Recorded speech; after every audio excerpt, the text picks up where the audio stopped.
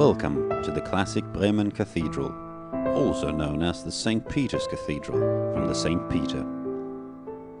The site for the current Bremen Cathedral has been verified as the site of many religious structures. The place has a long and somewhat troublesome history.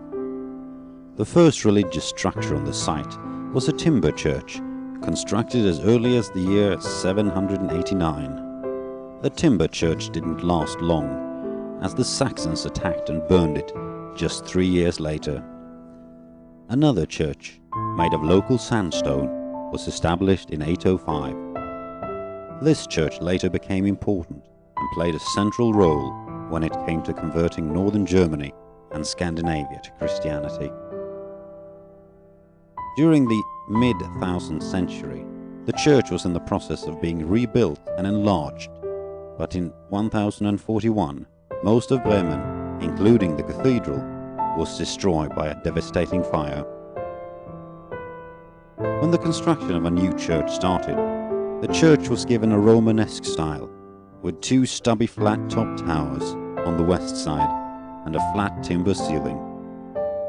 Romanesque architectural style is also known as Norman style, from the way the Normans used to design their buildings: functional, compact, and minimalistic.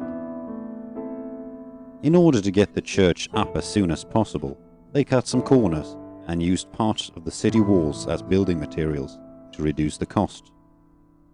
This proved to be a major mistake, as the short-sightedness resulted in Saxon sacking of the cathedral and the city in 1064. To put it simple, the city of Bremen and its churches in particular had some rough times.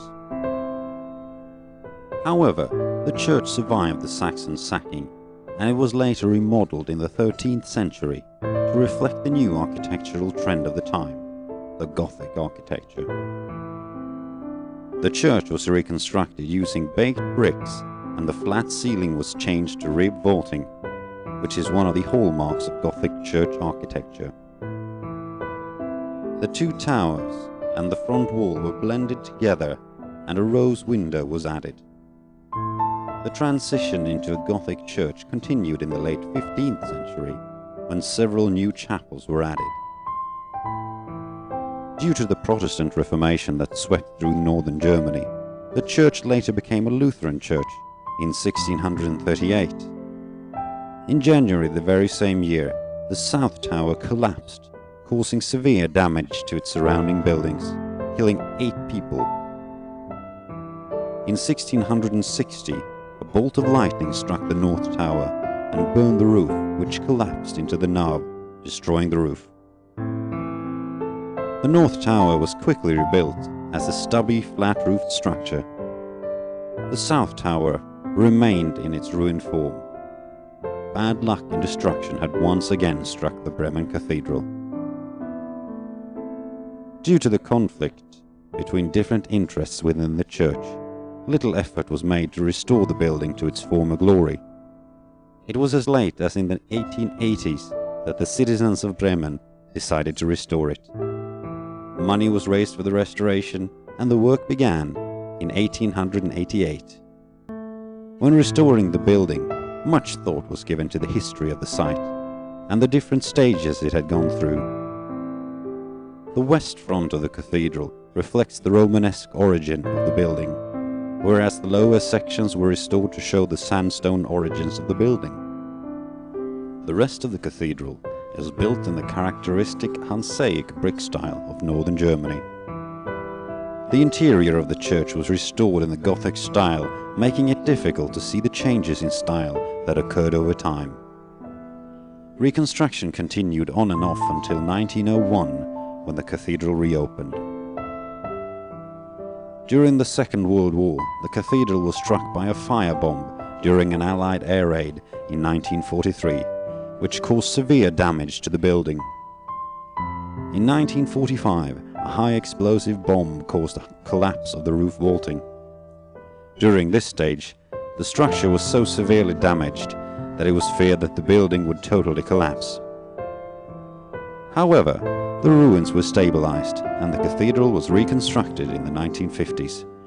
From 1972 to 1981, the building was once again restored to the high Gothic form of the 1901 restoration, which is the beautiful cathedral you can see today. During the Middle Ages, the towers had 8 bells. Today, however, the towers host the cathedral's 4 bells. The North Tower has 3 bells, whereas the southern holds a single. The oldest surviving bell is the Maria Gloriosa, cast in 1433 by the famous bell maker Gerd Klinger. The other bells were removed and melted down for the war effort in World War II. In 1951, 2 bells, Hansa and Felicitas, were donated to the cathedral by former residents living abroad. In 1962, a prominent Bremen family donated a 4th bell, the Bremer, which hangs in the South Tower. Bremen Cathedral is known for its long history of fine organs and music. Besides the large organ, another important attraction is also the lead cellar, known as the Bleikeller. The basement is located beneath the nave, which even before the Reformation had a reputation as an excellent place to preserve the bodies of the dead in amazing form. Today, 8 mummies in glass-topped coffins can be seen down there. The crypt has become the cathedral's most visited attraction for more than 300 years. The cathedral also houses a museum that was constructed in one of the side chapels in the 1970s. The Cathedral Museum displays various items discovered in the tombs under the nave. 2 interesting traditions with connection to the cathedral is that when a man reaches the age of 30 and is not married, he must sweep the cathedral steps until a young lady gives him a kiss, which then releases him from his duty. When a woman who reaches her 30th birthday remains unmarried, she must polish the cathedral doorknobs in the company of friends and family until they are all released by the kiss of a young man.